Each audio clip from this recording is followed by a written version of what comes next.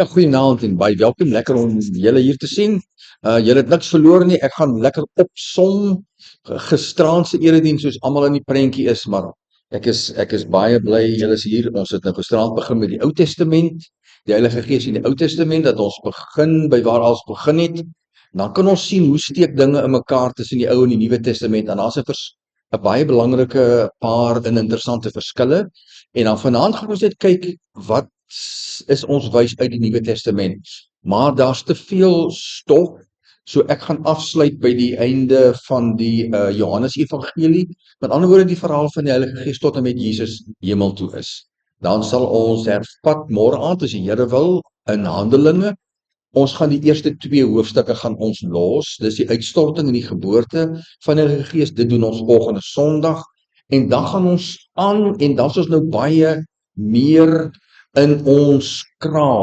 Hemelse Vader, Here, baie dankie, U woord bied vir ons soveel. Dankie dat ons kan tot stilstand kom en bietjie inneem van hierdie ryk skat vir ons geestelike lewe wat U vir ons geestelik bied. Here, ons bid dat U vir ons sal seën met die teenwoordigheid van die Heilige Gees in ons lewens. Ons bid dit in Jesus se naam. Amen.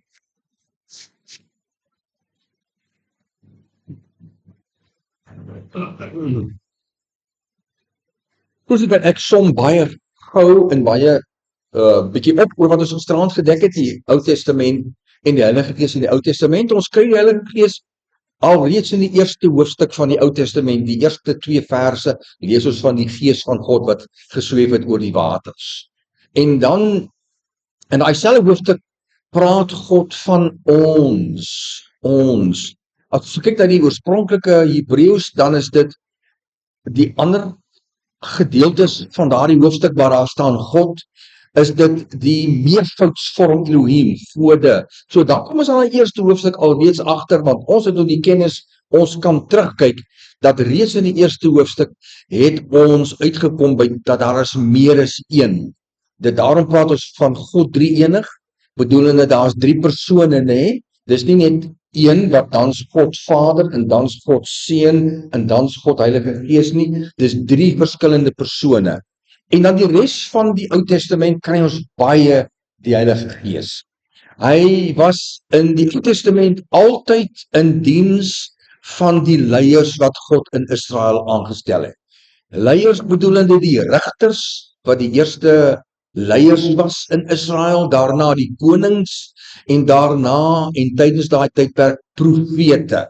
Daardie 3 groepe van mense is die mense wat die Heilige Gees gehad het, en hier en daar het die Heilige Gees ook iets anders gedoen. Ons kyk byvoorbeeld die eerste koning van Israel, Saul, wat voor hy koning geword het, kom hy by 'n groep profete uit en skielik profeteer hy, gaan die Heilige Gees op hom ook.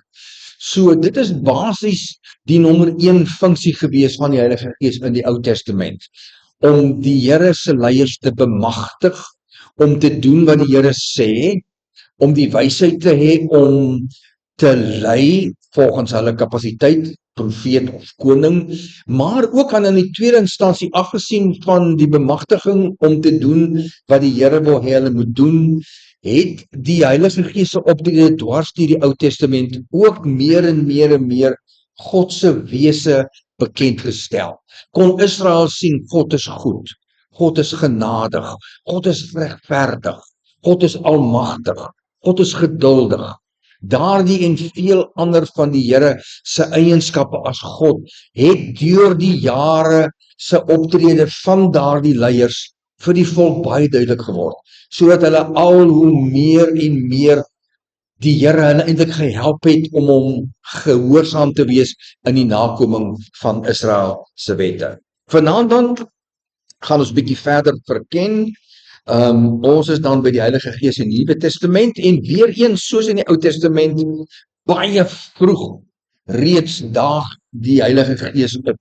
Weer eens die eerste hoofstuk. Eerste hoofstuk Ou Testament, Heilige Gees, eerste hoofstuk Nuwe Testament, Heilige Gees. Ons gaan by 'n hele paar skrifgedeeltes stil staan. Ons is dan vanaand eerstens by Matteus 1 vers 18. Die geboorte van Jesus Christus was dan so, toe sy moeder Maria verloof was aan Josef, voordat hulle saamgekom het, Dis sy swanger bevind uit die Heilige Gees, maar terwyl hy dit in die gedagte gehad het, verskyn daar 'n engel in vers 20 aan Josef in 'n droom en sê vir hom: Josef, seun van Dawid, wees nie bevrees om Maria, jou vrou, by jou te neem nie, want wat in haar verwek het, is uit die Heilige Gees. Wow! Eerste hoofstuk van die Nuwe Testament, skielik 'n heeltemal totaal nuwe naam. Ou Josef moes geskok gewees het. Maria minder so. Gabriël kom na haar toe en sê vir haar basies, daar gaan 'n wonderwerk plaasvind. Jy gaan 'n kind hê. En dan sê sy maar ek het nie man nie. Dan sê sy maar die Heilige Gees sal oor jou kom. Sy glo, sy het onmiddellik geglo en ek glo omdat sy so 'n godvreesende vrou was, het sy onmiddellik instinktief moes sy gedink het aan die Ou Testament, soos ons Ou Testament. O, daar was die Gees van God en hy het wonderwerke gedoen deur Elia en Elisa, klomp wonderwerke. So dit is nie vir haar vreemd dat die wonderwerkende Gees van die Ou Testament ook by haar gaan opdaag. Wat wel vreemd was en uniek was dat dit uitgekom het by 'n gewone persoon. Ek gaan myself vooruit. So, Matteus 1 vers 18, ons is nou 'n paar honderd jaar na die einde van die Ou Testament, né? Dat was oor die 200, 300 jaar, ek is nie seker van my getal nie, waar daar wat ons noem profetiese stilte was. Na die einde van Maleagi, die laaste boek in die Ou Testament, was daar 'n paar honderd jaar Israel niks van die Here gehoor het. Absoluut niks nie. Niks nie. En skielik uit die bloute, hier kom die Heilige Gees. En hy ervat waar hy opgehou het. Wonderwerke. Soos in die Ou Testament gaan daar weer 'n wonderwerk plaasvind. Die Heilige Gees gaan Maria se swangerskap bewerkstellig. En dan in vers 20, waar die Ou Testament net verwys het na die Gees van God, nou 'n nuwe naam, 'n heeltemal nuwe naam, die Heilige Gees. Ons is by Markus 1 vers 8. Ek het julle wel met water gedoop, Johannes die Doper is aan die woord, die mense vra vir hom, is jy die Messias ensovoort, dan gee hy 'n lang antwoord, onder andere, ek het julle wel met water gedoop, maar hy sal julle doop met die Heilige Gees. Dis die tweede keer dat die Heilige Gees daag by iemand wat nie 'n leier is in Israel nie, nie 'n profeet nie, nie 'n koning, nie 'n rigter nie. Een groot verskil. Jy kan die eerste groot verskil, Ou Testament Heilige Gees, Nuwe Testament Heilige Gees. Die Heilige Gees was gereserveer vir Israel se leiers. Nou kom die Heilige Gees by Jan Alleman uit. Gewone mense, Maria, Josef, Johannes die Doper. En dis nie al nie. Toe gaan Maria, nadat die engel aangekondig is, sy swanger, en die engel vir haar gesê het, jou bloedverwant Elisabeth is swanger in haar ouderdom, gaan sy soen toe, en toe sy by Elisabeth sy huis inkom, toe word sy vervul met die Heilige Gees. Die derde gewone persoon. Dit het ook gebeur met haar man Sagaria. Nee, en Sagaria en Elisabeth was Johannes die Doper se ouers. En so is Johannes die Doper ook vervul met die Heilige Gees. Gewone mense. Dit is die begin van 'n nuwe hoofstuk in die werk van die Heilige Gees, wat aanhou tot en met Jesus se wederkoms. Groot verskil nommer 1, Ou en Nuwe Testament. Goed, ons is by Matteus 3 vers 13. Toe het Jesus van Galilea na die Jordaan, na Johannes gekom om deur hom gedoop te word. Maar Johannes het hom anders teëgegaan en gesê, ek het nodig om deur u gedoop te word en kom u na my toe. Maar Jesus het geantwoord en vir hom gesê, laat dit nou toe, want so pas dit ons om alle geregtigheid te vervul. So moet ons doen sodat die Vader se wil geskied. In ander woorde, daarna het hy hom toegelaat. Volgens kyk ons by vers 16, en daar het Jesus gedoop was, het hy dadelik in die water opgeklim het. By eens gaan die hemel voor hom oop, en hy sien die Gees van God. Hy sien die Gees van God. Dit is die enigste keer waar die Heilige Gees sigbaar was. Ons weet nie of dit net vir Jesus was nie, maar die Heilige Gees kom soos 'n duif op hom neer. Daar is 'n vergelyking soos jy 'n duif sal sien kom sit, so kom die Heilige Gees en kom op hom. En daar kom 'n stem in die hemel wat sê, dit is my geliefde seun in wie ek welbehaag het. Ek het verwys gisterand hierna. Hier is ons miskien beste versie om te wys na die drie-eenigheid van God. Daar's 3 persone. Die stem in die hemel, my geliefde seun het ek 'n welbehaag in, die Vader. Die Heilige Gees wat op hom kom, die Heilige Gees en Jesus dan as die seun van God. Die klinkklare bewys kry ons hier van die Heilige Gees as die 3de persoon van God drie-enig. Die Heilige Gees kom op Jesus vir die eerste keer in sy ongeveer raai maar 32, 31 jaar ouderdom, kom die Heilige Gees nou op hom en die Johannes Evangelie, as ek reg onthou, vertel vir ons dat Jesus kon niks uit homself doen nie. Al die wonderwerke wat hy gedoen het plaasgevind deur die krag van die Heilige Gees. Soos in die Ou Testament, die Heilige Gees wat die agent is, die instrument is van die wonderwerke. Daardeur het God die Vader se krag op hom gekom. En dan ons by Johannes 1 vers 32 en 33. En Johannes het getuig en gesê, ek het die Gees soos 'n duif in die hemel sien neerdaal en hy het op hom gebly. Die 2de persoon. Jesus was gedoop by die Jordaanrivier deur wie? Johannes die Doper. Soos Jesus die Heilige Gees gesien kom het op hom, het Johannes dit ook gesien. En dieselfde vergelyking, né?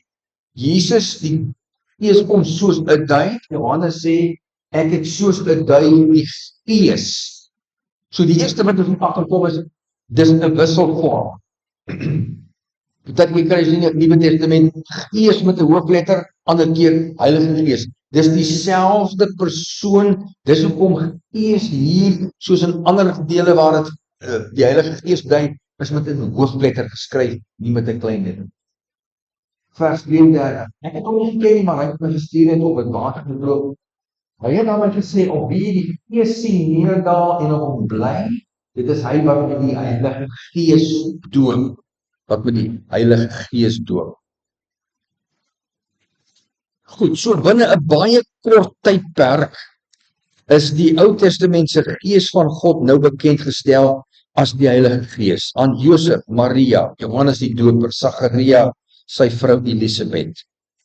En ook 'n 3de of 'n 4de of wat ook al persoon wat ons niks van weet nie, behalwe net 2 versies. Sy naam was Simeon, 'n ou man uit in Jerusalem gebly en die Heilige Gees was op hom en die Heilige Gees het hom gesê jy sal nie doodgaan voordat jy die Messias sien nie. En hy het ingekom in die tempel toe Maria en Josef vir Jesus gebring het om hom in te wy, om hom toe te wy aan die Here en toe kom hy na hulle en hy getuig van Jesus as die Messias.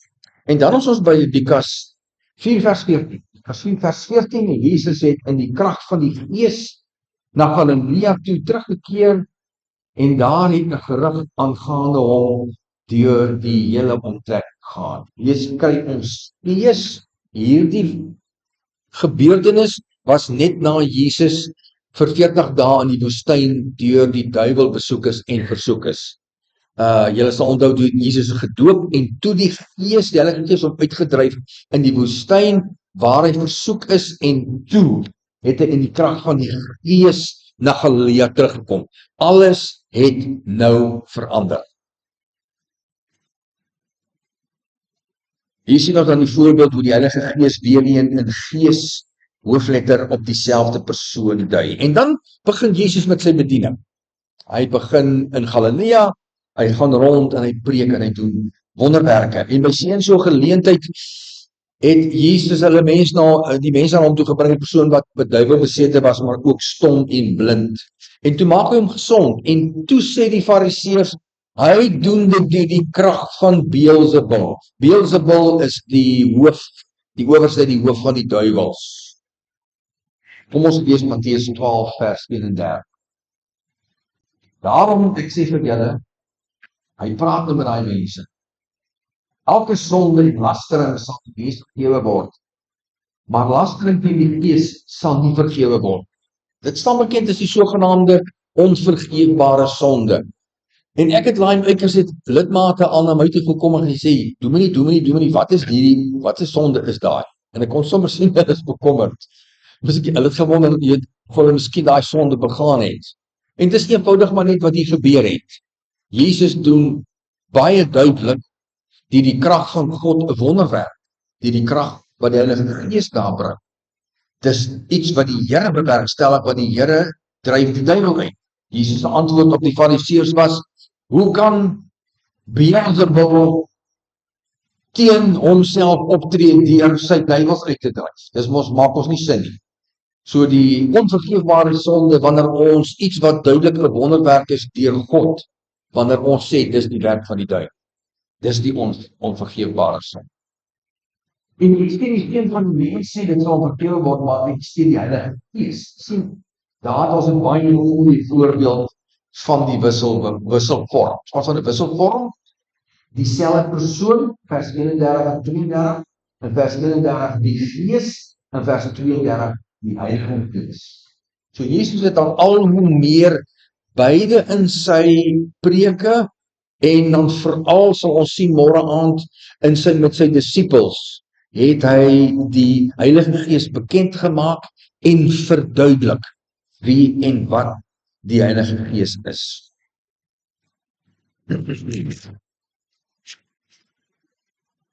Ons is by Markus 13 vers 11. Wanneer hulle julle gevang neem en julle oorlewer. Hier word Jesus, praat hy van die hoorders wat hom gehoorsaam is en gehoorsaam aan sy gebooie sal bly lewe en iewers in die toekoms dan vervolg word. Wanneer daai, so ons sê maar sê vroeë Christene gevange geneem word en julle oorlewe, moet julle nie vooraf bekommer oor wat julle moet sê nie, maar wat ook al op daardie oomblik met julle gegee word, dit moet julle sê, want dit is nie julle wat praat nie, maar die Heilige Gees. Die Heilige Gees. Julle kan sien, Jesus al hoe meer stel hy die Heilige Gees bekend, vertel hy vir die mense waaroor dit gaan, vertel hy vir die mense, hulle moet die Heilige Gees vertrou. Met ander woorde, soos in die Ou Testament, daar die leiers geleer het om die Heilige Gees te vertrou, kom die Heilige Gees nou na Jan Alleman toe, gewone mense, en daar moet die Here hulle nou leer, onderrig, want hulle kan nie teruggaan na hulle tradisie in die Ou Testament en daaruit leer nie. Hierdie is totale ongeëwenaarde gebeurtenis, 'n nuwe gebeurtenis. Daarom moet Jesus die mense leer, hulle moet vertrou op die Here. En die persoon wat die Here gaan gebruik, later dan die persoon wat Jesus gaan gebruik na hy hemel toe is die Heilige Gees. Die Heilige Gees gaan vir hulle sê wat om te sê, hoe om julleself te verdedig. Die Heilige Gees, met ander woorde, is die Here hier besig om gelyk te stel, so te sê, aan God die Vader, alhoewel op die stadium is die boodskap wat oorkom, is die Heilige Gees as 'n agent, wat heeltemal korrek is. So Jesus beklemtoon die werk, nog nie die persoon as God in die enig nie, die werk van die Heilige Gees. Hy gaan vir julle help, hy sal vir julle sê, en dis wat Jesus oor verkondig het, oor die Heilige Gees, dit wat hy doen, nog nie dat hy die derde persoon is van die Godheid nie, nog nie. Goed, ons dan by Lukas 11 vers 13, wat ek gisterand na verwys het, nu ons is by 51, 13.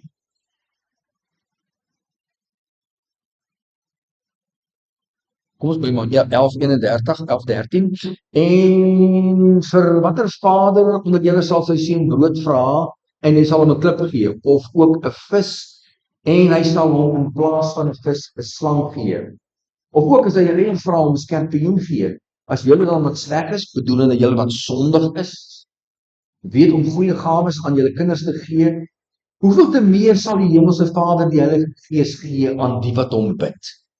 Dit is die enkele vers wat ek tot dusver hier in Kalahari gemeente beklemtoon het, herhaal het by meer as een geleentheid. Juist omdat dit so belangrik is.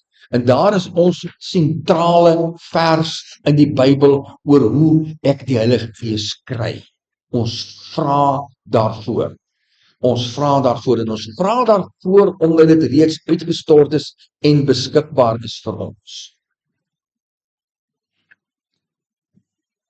Hierdie vers verteenwoordig 'n wending. Dis die tweede grootste verandering van Ou Testament na Nuwe Testament. En die wending is dat die Gees is nou nie meer gereserveer vir 'n uitgesoekte paar in die vorm van die leiers van Israel. Dis nou vir elke persoon, elkeen wat vra, bid net. Dis vir almal toeganklik. En dis interessant dat Jesus hier sê, want dit nog nie gebeur nie. Dis nog nie uitgestort. Ons het nie verhale van mense wat toe teruggegaan het na Jesus en gesê het, Jesus, ons het gemaak soos jy gesê het, ons het gebid en gevra, ons het dit gekry. Dit het nog nie plaasgevind nie. Maar Jesus kondig alreeds aan, dis daar vir almal. Hy praat met almal. Vir almal is dit beskikbaar. Vir elke persoon wat die Here dan gedoen het, die Heilige Gees in die verlede, is dan beskikbaar vir elkeen, vir elke persoon.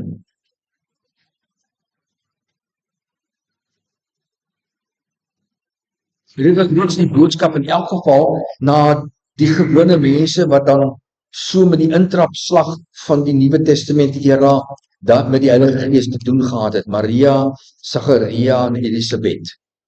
Die implikasie, elke persoon wat die Heilige Gees kry, word dan ook 'n profeet en dit word later uitgespel. Paulus kom baie sterk met daai boodskap. Hy sê vir Israeliete, vir Christene, vir ons, soos in die Ou Testament die Heilige Gees onder andere gegee vir profete om te profeteer, word die Heilige Gees nou aan alle Christene gegee om te profeteer. Wat is 'n profesie? 'n Profesie, wanneer profeteer ek? Wanneer ek sê iets is soos dit is. En dit baie keer wat die profeet gedoen het, wanneer hulle na die volk toe gegaan het en die Here gesê, sê vir hulle, dis nie so nie, dis so dit is. Julle dink, julle is gehoorsaam in my Israel, maar kyk, julle offer diere wat gebreke het. Byvoorbeeld een voorbeeld. Dit is 'n profesie. 'n ander vorm van profesie is die toekoms. As julle so aanhou gaan, dit en dit gebeur. So, profesie het beide 'n hede element en 'n toekomstige element. Dit is waaruit profesie bestaan en ons as Christene, wanneer ons getuig oor die Here, dan tree ons met ander woorde profeties op. Wanneer ek sê die Here is goed vir my, die Here het vir my dit en dit gedoen, dan tree ek op as 'n profeet. Ek sê wat is. En ek sê dit deur die Heilige Gees vir my sê. Om dit te sê, die Heilige Gees bring dit tot my gedagtenis en die Heilige Gees gee vir my daai behoefte, is 'n drang hoor, om dit te sê wat ek moet sê. Goed, ons is dan by die evangelie van Johannes en die Johannes evangelie vertel vir ons die meeste van die Heilige Gees. Ons is by die hoofstuk 14 vers 26. Die Parakleet, die Heilige Gees, wat die Vader in my naam sal stuur, Jesus praat met sy disippels. Hy sal julle in alles onderrig en julle aan alles herinner wat ek vir julle gesê het. Die Parakleet beteken helper en Jesus begin nou sy disippels voorberei. Hy begin hulle voorberei vir die uitstorting van die Heilige Gees. Hy begin hulle voorberei vir die geboorte van die eerste gemeente en wat hulle nodig het om daardie eerste gemeente te bestuur het van dag tot dag.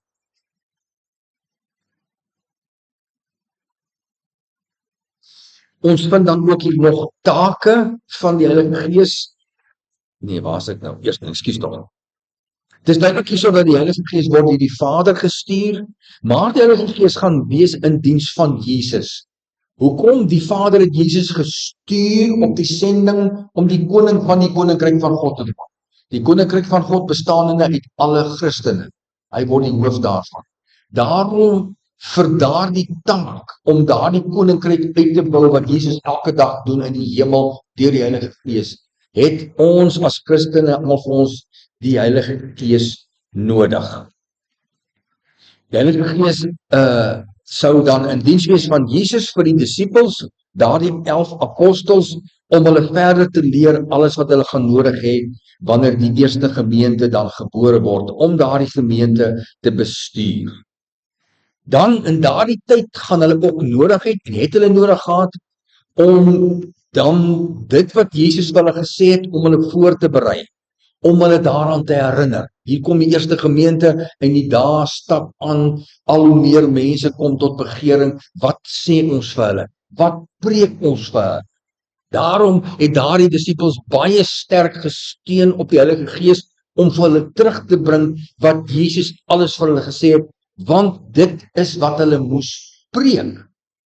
Hulle het nie die niksheid gehad van ons wat aanlyn gaan, en daar's al die kommentatore en konkordansie en woordeboeke, alles wat jy kan hê nie. Hulle het net gehad dit wat Jesus gesê het. Dis die eerste kerk.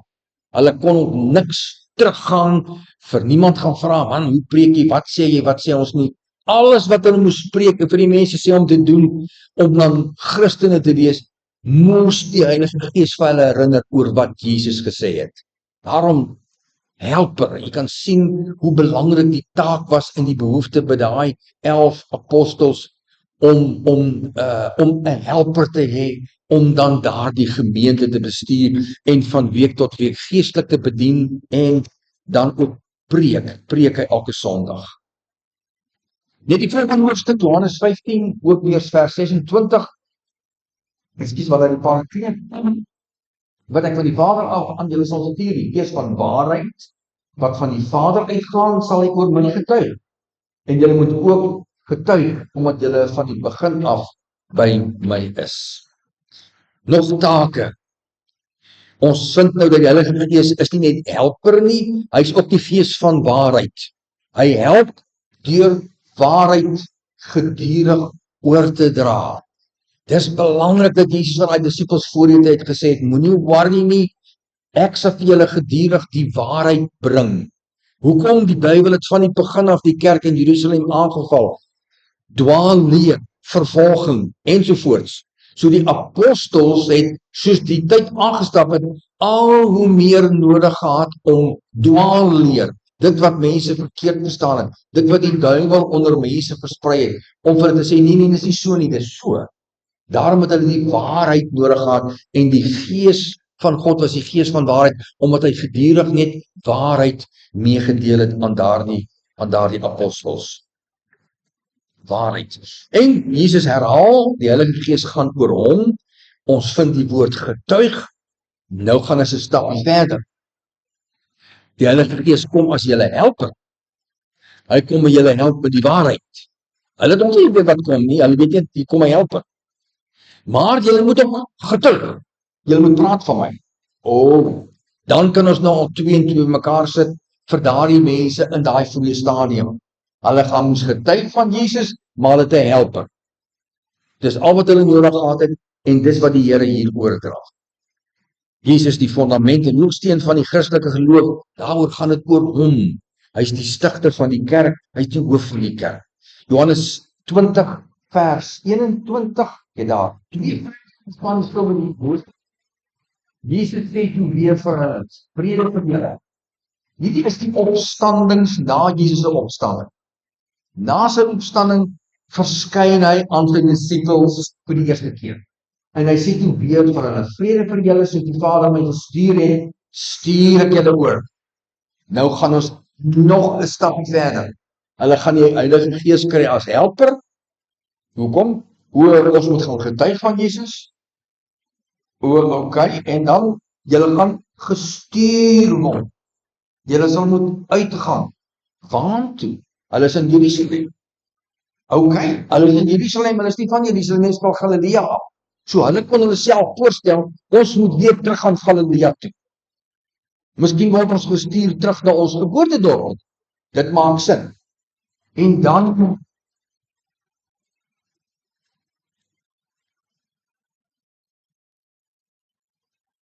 En dan is by